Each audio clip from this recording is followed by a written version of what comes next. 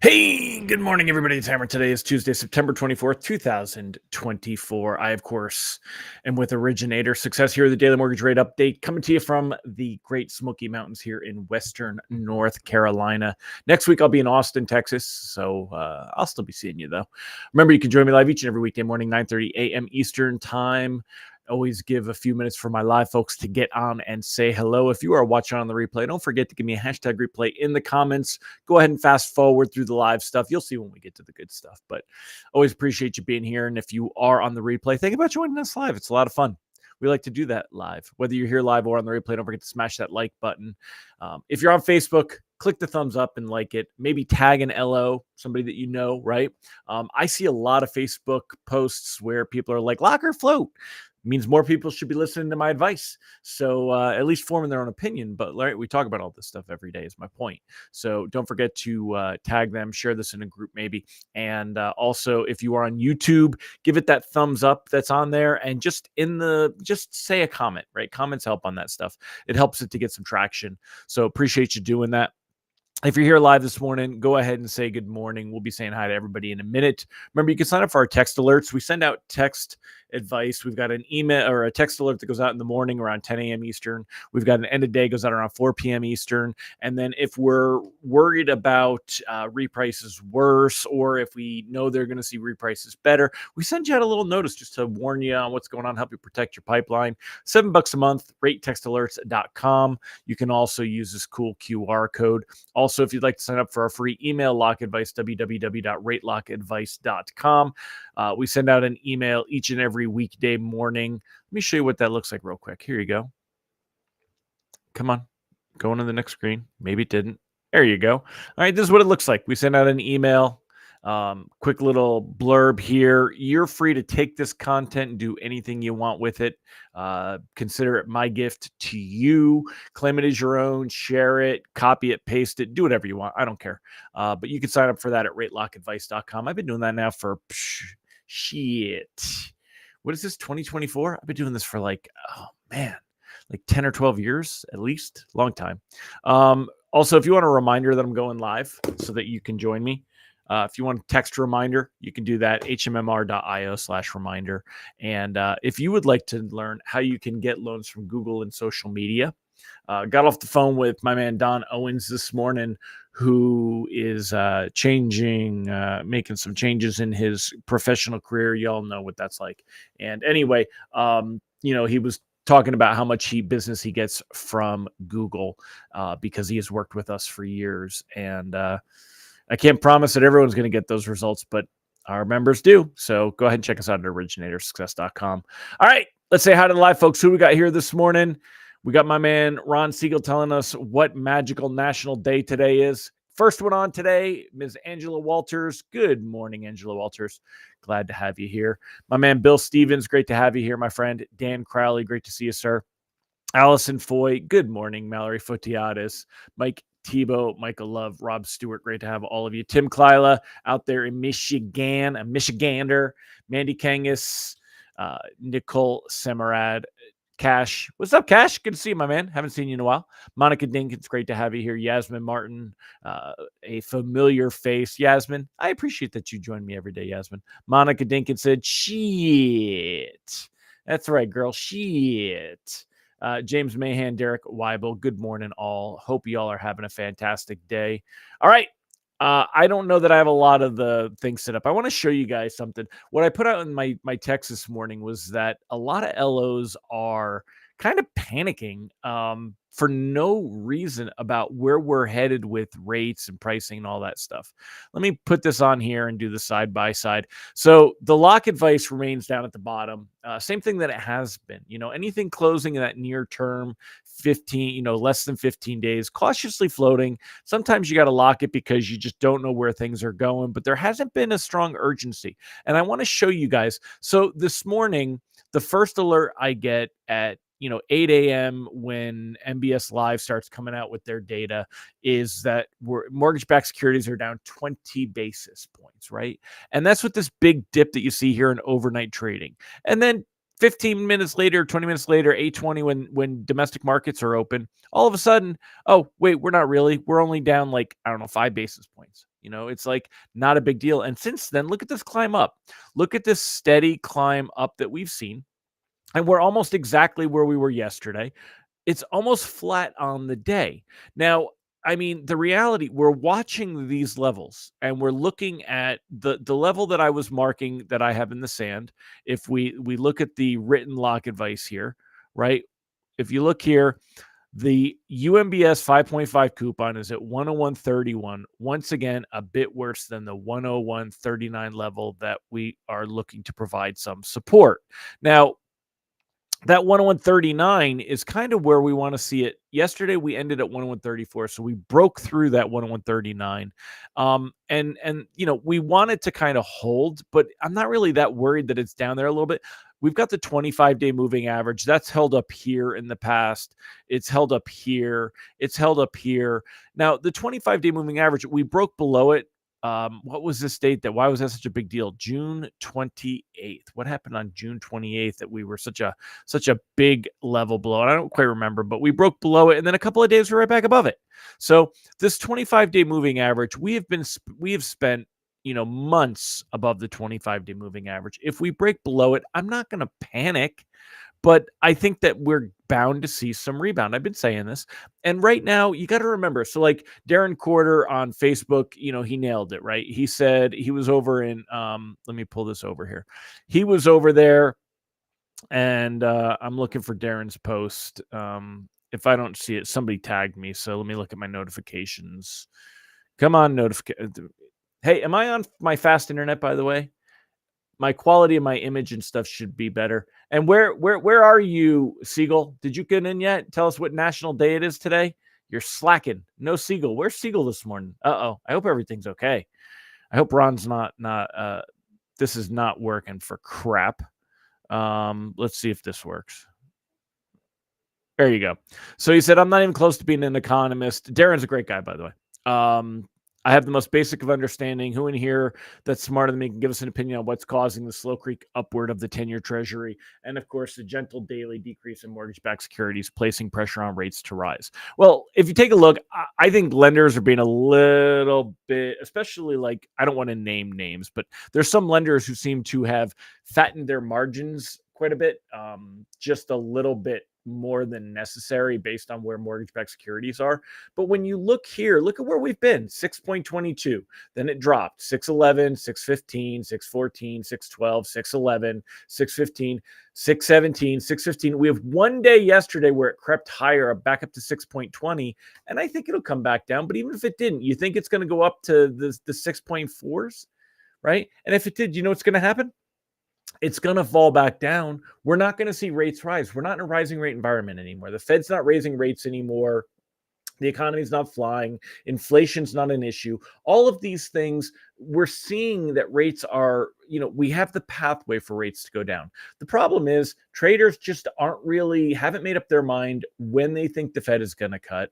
We haven't seen any real definitive weakness for the economy. People are spending money they don't have. They're spending on credit. So the economy hasn't weakened. We don't have any real, reports this week. We've got consumer sentiment on Friday. We got PCE inflation on Friday, but I don't expect those to give us any real boost. We haven't seen the PCE data has not given us a boost in the last 3 months.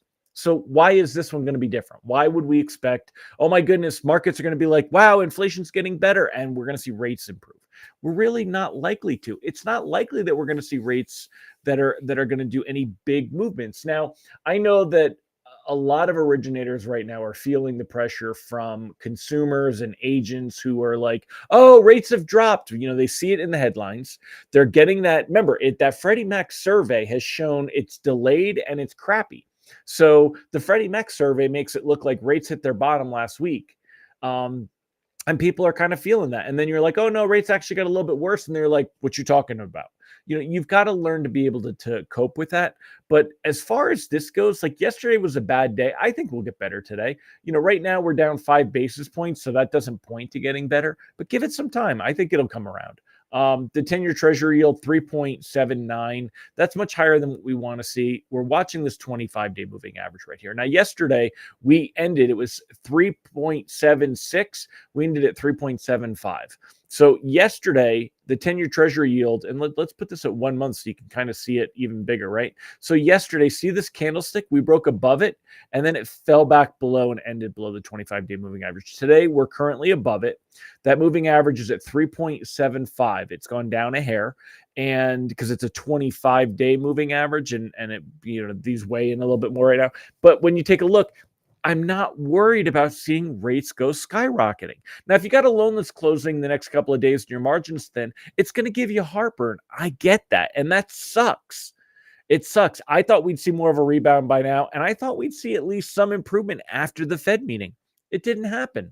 Was I wrong? Yeah, then call it wrong. But the reality is that we aren't in a position where rates are going to get worse with any whatever. Mike, that's such a cop out, whatever, though. Julie Lawrence coming to the rescue. It's National Cherry Jubilee Day. Thank you, Julie Lawrence. All right. I saw Facebook post saying mortgage rates will go up because rate cut is inflationary. The problem is, look at the context of what we're dealing with. That's such A plus B equals C. It's all whatever. The Fed is cutting rates not because they want to drive inflation. Inflation's a problem. Why did the Fed raise rates so dramatically for years? Because they were fighting inflation. Everything has a delay. This is inflationary, but we want inflation to be around 2%, which is around where it is right now. It's really not going to be inflationary because it's a correction. It's a correction to the fact that the Fed has already raised rates and held them higher than the neutral Fed funds rate. If we saw rate cuts below what we would say is the neutral Fed funds rate, that would be inflationary. Not every rate cut is inflationary. This is a correction cut. It's correctionary. I'm making up my own words, and I like that word. It's a correctionary cut. It's not an inflationary cut. Does that make sense? Do you guys get that? Ron Siegel, good morning. Julie Lawrence kicked your ass out and said it's National Cherry Jubilee Day. Great. Glad that you're here, though, and that you're doing well. So does this make sense to everybody, though? Do you guys get it? Correctionary cut. The Fed is dropping the Fed funds rate because they need to get it in line where it's going to keep the economy in the Goldilocks zone and not throttle the economy. Where the Fed funds rate is right now would choke down the labor market and it would choke down the economy. That's why they're lowering it to get it to a neutral level where the economy will still do well. And we don't have high inflation, but they do want inflation. They want inflation of around 2%. Cash said, I love Logan stuff. So Cash said Logan has a ton of great info on this, showing that we're still restrictive even with numerous drops. Thank you. I haven't been reading Logan stuff lately, but for those that don't know, Logan is over at Housing Wire. Super smart guy. In fact, here, let's see, Logan. It's Mohtashami. You nailed it, dude. You got it. Logan Mohtashami. So Logan, super smart guy, and over here at Housing Wire, and he's saying the same thing, right? So again, they're all the same things. Ron Siegel was getting cherries, was out getting some cherries Jubilee. So yeah, it's all right. I know you're waking up late. Jeremy needs some good news, dude. You don't need good news. You need to just work with what we've got. It's not going to be good news. It's going to turn around, but we're not going to see rates drop very significantly from here. I don't think rates are going to go into when we hit the fives, it's going to be a big deal, and it's going to be high fives. Mortgage rates are not going to go that low because what's going to happen, remember something, it all has to do with the investment on the back end. And mortgage rates are going to creep lower, but they're not going to go significantly lower. We're not going to see 2017 4% rates. They're not coming. So keep that in mind here. But yes, it sucks when we see, like, if we use Mortgage News Daily, 6.20 is quite a bump from 6.15, but we were at 6.17 the day before. 6.15, they go up, they come back down, they go up, they come back down. Is it a slow creep above 6.11? Yes. Do we want to argue that rates have gone up even an eighth? And again, I'm going to say that originators right now are ultra sensitive to rate movement, ultra sensitive to this because consumers, agents are beating down your door, insisting that rates have gone down. You have to go against the wave and say rates have actually crept up a little bit. And it's a pain in the ass. I get it. But don't freak out about this. My advice, it's down at the bottom of the screen, but as it's been flowing out there, guys, the bottom line is if you're closing, like somebody put on that post, she said, hey, I've got a loan. Let me go back here. She said, I've got a loan that's closing in October. I have two closing end of October, both rate sensitive. Well, who the hell isn't rate sensitive, right? Not that this is a bad post. I'm just saying they're all rate sensitive. Should I keep floating? And I said, I said, basically, no, not Bob. Here it is. I said, you couldn't get me to lock that loan if you threatened me because rates will creep lower again. I wouldn't lock them right now. We're on a little bit of a high side. It might get a little bit higher before it goes lower, but look, oh, wow, 6.22, 6.25. What happened? 6.11. It goes back down. We're going to see it creep back down, and we'll see it creep down into the high fives, but it might take another couple of months. It might take a couple of meetings. Remember, last December was our best rates before this round, right? As we get into the end of the year, things will improve. But you're not going to see big rate movements. You can't be sensitive to the day-to-day. These are the ebbs and flows of the markets, y'all. You see it here. Look, goes up, comes down, goes up. Okay. You're going to see that as we go longer, 6 months. Let me put this so I'm at the tiny part of the screen. Let's make this full screen. You're always get back. Hold on a minute. I'm trying to grab that. There we go. Okay. You're always going to see goes down, comes up, goes down, comes up, goes down, up, down, up, down, up, down, up, down, up. This little downward trend, it's not breaking. I mean, we could argue that if you draw a line from here to here, we're still within that trend. No, nobody likes this. I would have liked to have seen rates improve like I said was going to happen. Damn traders. But they're basically just kind of prepping on this. But we're not going to see rates go up from here. There's no pressure. It's small creeping. You're not seeing rates go up to 6 3/4, 6.5. We're not seeing that. So I know it sucks to see this, but it's not going to be like they're going to be like down, down, down, down. We're going to see it bounce. We're watching these technicals here. We want to see how this 10-year does with the technicals. Same thing. Look at what happens. Breaks above the 25-day moving average, falls back down. Now, it's not all technicals, but when you look at what's going on, economic calendar, there's nothing going on. We got a bunch of Fed speakers. We've got some housing data. We got a couple of auctions, of treasury auctions, but there's really nothing going on. It's all Fed, blah, blah, Fed, PCE data, consumer sentiment. We're not even going to see that either. Ron said we still have 70 basis points until we get the back to the historic, the spread back to historic norms. Once the SRP gets stronger, that should close to get us to the low fives. There's no further drop in the 10-year. Yeah, I don't know that we're going to see it come quite as back, but that's another one. Jerry said it's like the ocean current bringing in the tide. That's right, my man. Jerry's been around. Listen to Jerry. Jerry knows. Jerry's been around a long time. He gets it. He knows what it's like. So don't let this stuff freak you out is the bottom line. Do I have anything on here? No. Okay. So that's it. We're 20 minutes in. There's 40 of you on, and that's the thing. Don't let this freak you out. Yeah, rates. Pricing gets worse for a couple of days, and then it goes back. We have seen this over and over on here. I wouldn't be surprised to see mortgage bonds improve today. It's what we saw yesterday. They were down on the day. They improved on the day. If I bounce over to here, I'll show you. We're seeing it. Hello, Tiana. It's the same thing. We've seen this.